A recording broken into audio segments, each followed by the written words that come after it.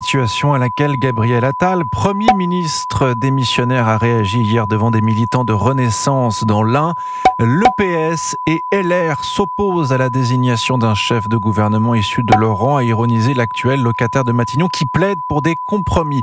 Et ce dimanche matin, toujours pas de fumée blanche. Bonjour Arthur Delaborde. Bonjour Alexis, bonjour à tous. Alors qu'une fenêtre de tir pour la nomination d'un Premier ministre semblait se dessiner pour aujourd'hui, il va certainement falloir patienter encore un peu.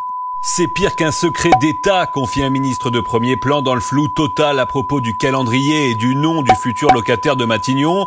Emmanuel Macron tâtonne, retiré ce week-end dans la résidence présidentielle de la Lanterne. Il continue de plancher sur les différents scénarios. Et alors que certains de ses proches l'appelaient à faire connaître sa décision aujourd'hui, dans son entourage, on explique désormais que l'identité du prochain Premier ministre ne devrait pas être dévoilée avant demain soir ou après-demain.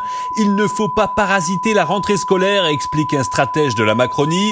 L'hypothèse Bernard Cazeneuve reste la plus fréquemment citée, mais rien n'est acté. D'autres noms de personnalités plutôt classées à gauche circulent, comme ceux du maire de Saint-Ouen, Karim Bouamran, du patron de la Caisse des dépôts, Éric Lombard, ou encore du président de la Haute Autorité pour la transparence de la vie publique, Didier Migaud. Reste à savoir si l'appel de Nicolas Sarkozy en faveur de la nomination d'un Premier ministre de droite sera finalement entendu. Arthur Delaborde. Éric Ciotti lui a fait hier sa rentrée politique